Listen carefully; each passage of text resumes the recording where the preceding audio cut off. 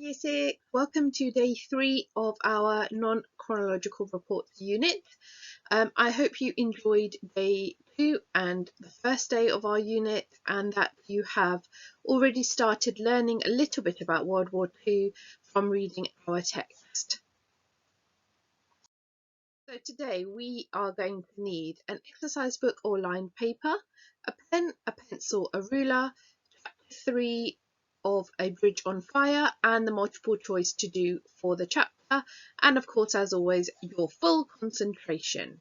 So pause the video here while you go and grab those few things. Okay, so welcome to Wonderful Wednesday. Today we're going to be reading through the next chapter of our book and answering our longer comprehension questions. And in writing, we're going to be looking at how we can research effectively.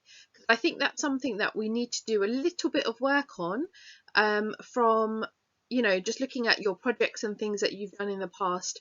I think sometimes we just need a little bit of help just to see how we could do better research and find websites that are actually giving us the proper information, the true factual information.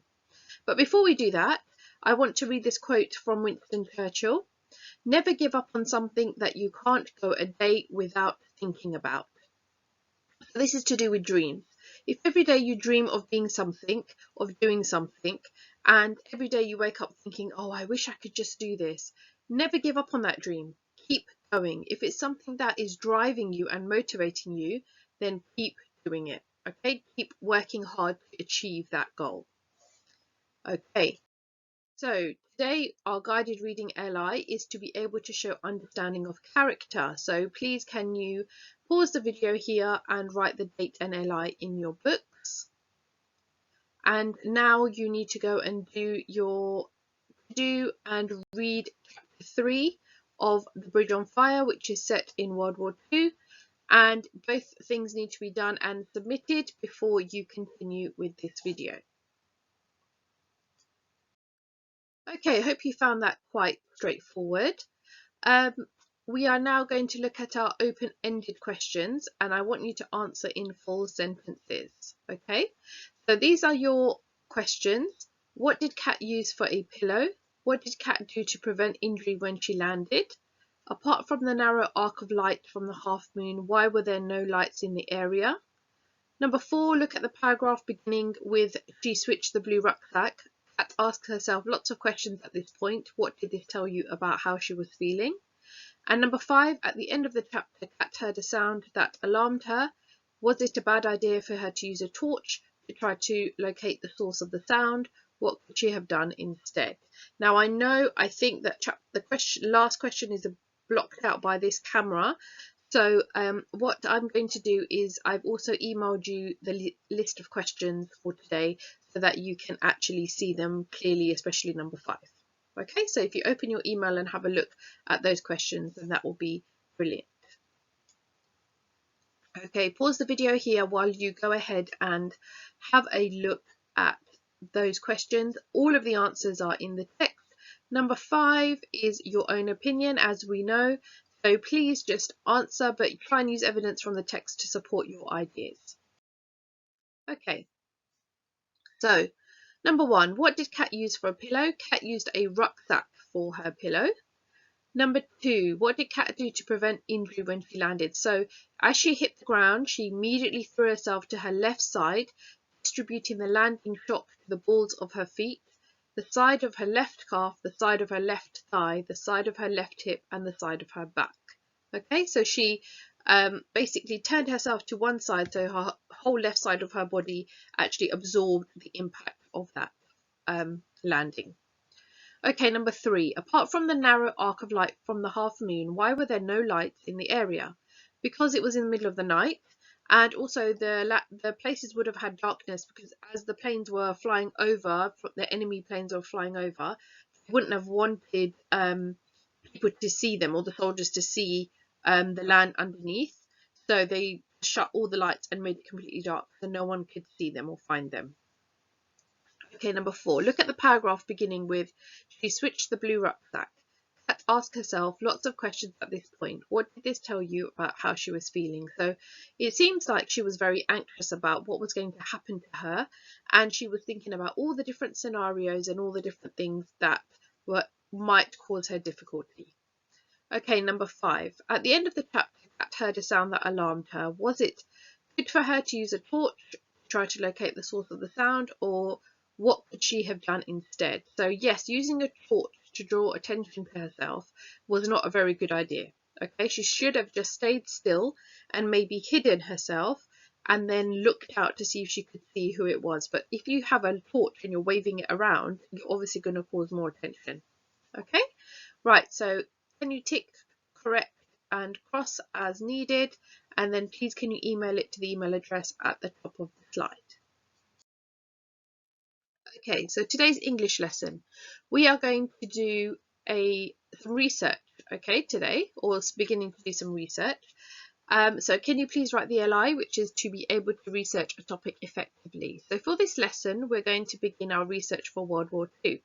However, before that, we need to make a plan of our sections. If we know the different sections, it makes our task easier when we are researching. So our paragraphs will be in the following sections. Number 1, we're going to have an introduction, which will be a brief one that sets the context and explains a little bit about World War II for our reader. Number 2, the section or the paragraph is going to be about how the war began. Number 3, we're looking at the two sides, which countries were fighting against each other.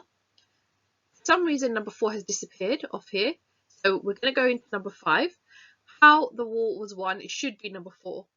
How the war was won.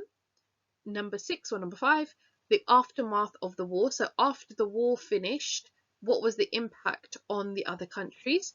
And the last one is your conclusion, which is a brief summary of the key points of World War II. Okay? So for introduction and for conclusion, you don't necessarily have to do research. For the other 4, we are going to look at some websites, or I'm going to give you some links for websites that I think are really effective in giving easy, user-friendly information about all of these things about World War II.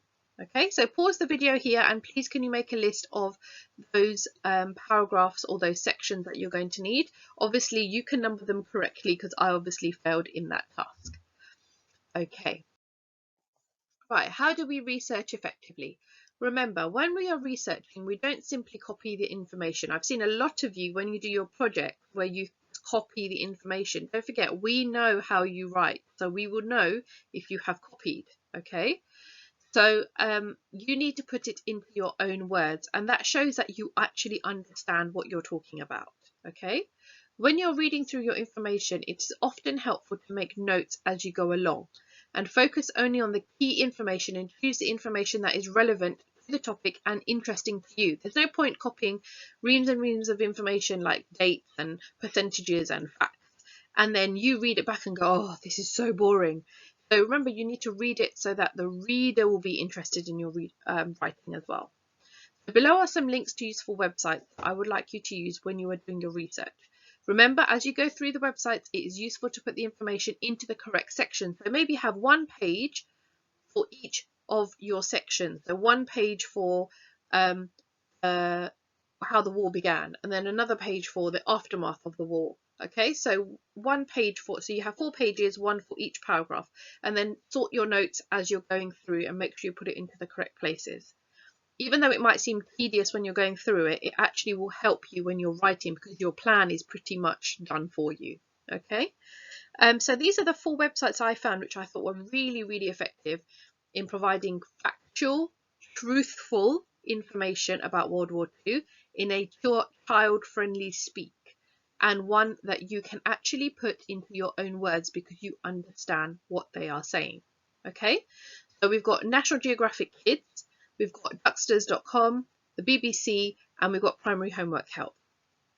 Now, all of those have information that you will need for all of those 4 sections, and they're very easily laid out. Some of them are even written in those sections already, so you literally can click on it, make notes, done. Next one, click on it, make notes. So it's really, really easy. I've tried to make it as easy as possible as I can.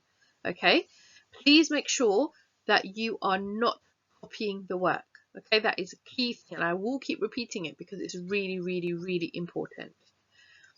Right, make sure you email me the work and any notes that you have taken. If you've written it on paper, just take a picture of that, send it in to me, or write me a little note to say, hi Miss, I've done my research and I found this information. Maybe send me 2 facts of information that you found. That'll be really, really good for me.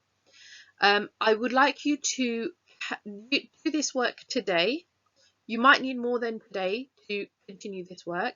In our next lesson, we're going to do half a continuation of research, and then we're going to try and write a little introduction as well. Okay, so have a go.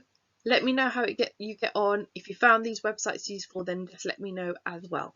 Okay, and I will look forward to speaking to you tomorrow.